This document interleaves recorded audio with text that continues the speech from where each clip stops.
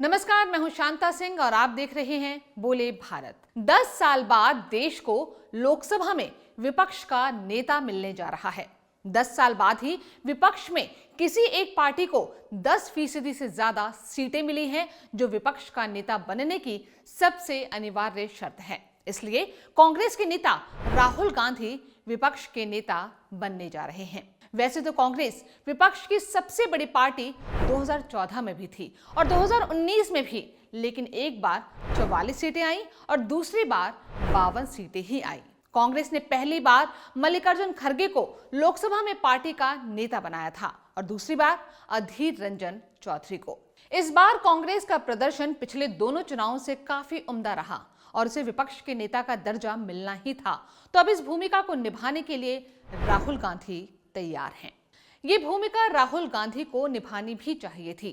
कांग्रेस के सबसे स्वाभाविक नेता वही हैं। पार्टी के अध्यक्ष मल्लिकार्जुन खड़गे भले ही हैं, लेकिन कांग्रेस राहुल गांधी को ही अपना नेता मानकर चलती है। ये कुछ उसी तरह से है जैसे बीजेपी का अध्यक्ष चाहे कोई भी रहे, लेकिन सबसे बड़े नेता तो प्रधानमंत्री नरेंद्र मोदी ही हैं।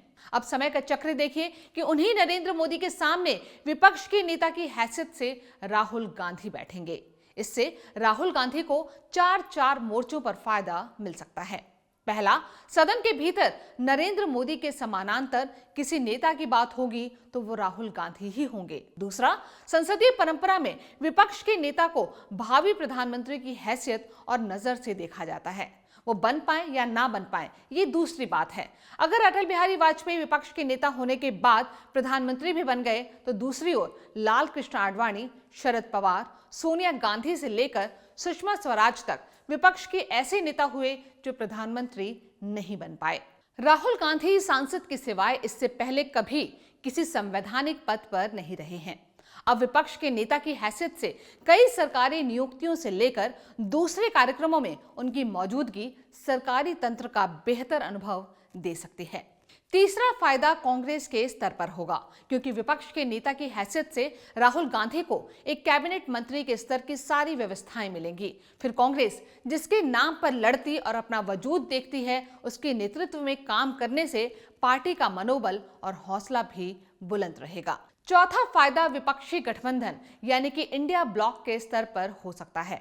राहुल गांधी के नेता प्रतिपक्ष बनने से न सिर्फ कांग्रेस पार्टी बल्कि समूचे विपक्ष को एक मजबूत चेहरा मिला है।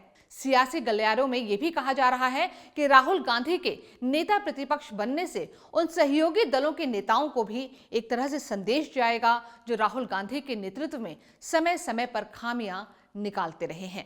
राजनीतिक जानकारों का मानना है कि राहुल गांधी के नेता प्रतिपक्ष बनने से एक तो उनकी स्वीकार्यता गठबंधन के सभी दलों में होगी। ऐसा होने से उनकी छवि उन राजनीतिक दलों में बदलेगी।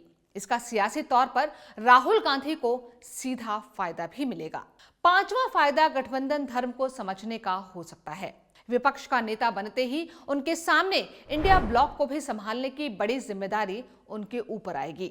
अब तक ये सुनने में आता रहा है कि कई विपक्षी नेता जो कांग्रेस से इतर हैं, वो राहुल को नेता नहीं मान रहे थे, लेकिन लोकसभा में विपक्ष का नेता बनते ही राहुल गांधी का एक प्रभाव तो उनके ऊपर रहेगा ही।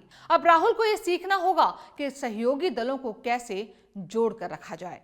राहुल गांधी की जिम्मेदारी बढ़ी है। अब वो एक ऐसे पद पर हैं जहां कई अहम नियुक्तियों में उनकी भागीदारी होगी, उनकी मौजूदगी अहम होगी। सरकार विपक्ष के नेता की राय को कितना मानेगी या नहीं मानेगी, ये बात की बात है, लेकिन राहुल गांधी को नजरअंदाज करना सरकार के लिए आसान नहीं होगा। अब राहुल गांधी कई अहम कमेटियों का हिस्सा होंगे। मसलन सेंट्रल विजिलेंस कमीशन में वो प्रधानमंत्री और गृह मंत्री के साथ सदस्य होंगे। उसी तरह राष्ट्रीय मानवाधिकार आयोग में भी वो रहेंगे। चाहे लोकपाल का गठन हो या नेशनल जुडिशियल अपॉइंटमेंट कमीशन, हर जगह विपक्ष के नेता की हैसियत से राहुल गांधी की मौजूदगी रहेगी। इसी तरह सेंट्रल इंफॉर्मेशन कमीशन में भी विपक्ष का नेता एक अहम सदस्य होता है।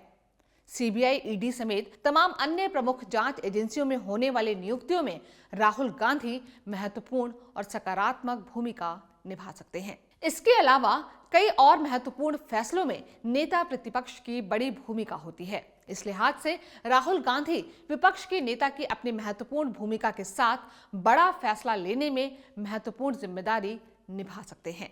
राहुल गांधी ने पिछले कुछ समय में अपनी छवि एक गंभीर नेता की बनाई है। उनकी भारत जोड़ो यात्राओं ने उन्हें देश के आम लोगों से जोड़ा, तो इस चुनाव में उन्होंने संविधान को सबसे अहम चुनावी मुद्दा बना दिया। इसका कांग्रेस को फायदा मिला है।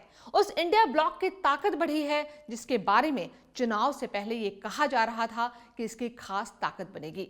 लेकिन आज अगर लोकसभा में सत्तारूढ़ एनडीए ब्लॉक के पास 293 सदस्य हैं और इंडिया ब्लॉक के पास 234, यानी कि दोनों ही 200 के पार हैं, इस कामयाबी के पीछे राहुल गांधी की मेहनत का भी हाथ है।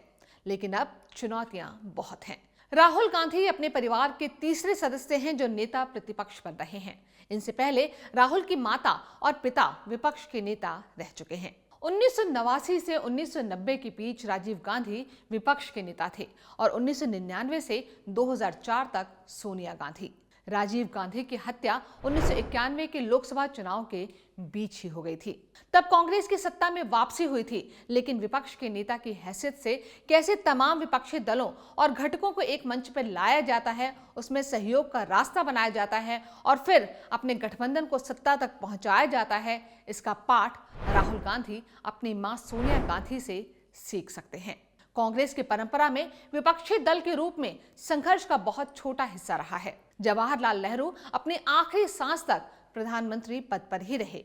इंदिरा गांधी की विपक्ष की लड़ाई 3 साल की रही तो राजीव गांधी की 1.5 साल की। वहीं सोनिया गांधी को विपक्षी नेता के रूप में 6 साल तक संघर्ष करना पड़ा था। लेकिन ये संघर्ष राहुल गांधी के लिए काफी लंबा है। वो 10 साल से लगातार विपक्ष में हैं और अभी कांग्रेस की स्थिति में सुधार भले ही हुआ है, लेकिन बैठना विपक्ष में ही है। फिर लोकतंत्र में सब कुछ जनता के हाथों में है। ये जनता ही तय करती है कि किस राजनीतिक दल को किस हैसियत में रखना है। यही हमारे लोकतंत्र की खूबी भी है। अगर आज कांग्रेस सैकड़े के आंकड़े के पास पहुंचकर अति प्रसन्न है और उस प्रसन्नता के अतिरेक में राहुल गांधी विपक्ष के नेता का पद संभाल रहे हैं, तो आगे गड़बड़ भी हो सकती है। राहुल को इस भाव के साथ काम करना होगा कि चाहे कामयाबी मिले या नाकामी, वो अपने संघर्ष पथ से डिगेंगे नहीं, तभी कामयाबी की गारंटी हो सकती है। ये बात हम इसलिए कह रहे हैं क्योंकि 2017 में गुजरात विधानसभा के चुनाव में कांग्रेस ने बीजेपी को कड़ी टक्कर दी थी। वो जीत नहीं पाई, लेकिन बीजेपी को नाको चने चबवा दिया था। उसी वक्त राहुल गांधी कांग्रेस के अध्यक्ष भी बने थे। उसके बाद कर्नाटक में विधानसभा चुनाव में कांग्रेस की जीत तो नहीं हुई, लेकिन जेडीएस के साथ मिलकर कांग्रेस ने सरकार बना ली। फिर 2018 के आखिर में छत्तीसगढ़, मध्य प्रदेश और राजस्थान में भी कांग्रेस की सरकार बन गई। कांग्रेस इससे अतिशय उत्साह में आ गई। आना भी चाहिए। बगैर जोश के किसी लड़ाई को अंजाम तक पहुंचाना आसान नहीं होता। लेकिन 2019 के चुनाव में कांग्रेस बुरी तरह से हार गई। इससे राहुल गांधी इस कदर नाराज हुए कि पार्टी की बागडोर छोड़ दी। वो एक बचकानी हरकत थी। लेकिन इस बार पिछले 5 साल के अनुभवों के बाद उम्मीद कर सकते हैं कि राहुल गांधी इस बार ऐसा नहीं करेंगे कि जीते तो जीत का श्रेय लें और हारेंगे तो हार से पिंड छुड़ाकर भागने लगेंगे। अब की बार रण जीतने से ज्यादा रण में टिके रहने की चुनौती राहुल गांधी के सामने है। बोले भारत के इस वीडियो में अभी इतना ही। अगर ये वीडियो आपको पसंद आया हो तो इसे लाइक और शेयर करना ना भूलें। जल्द हाजिर होंगे एक नए वीडियो के साथ। तब तक के लिए नमस्कार।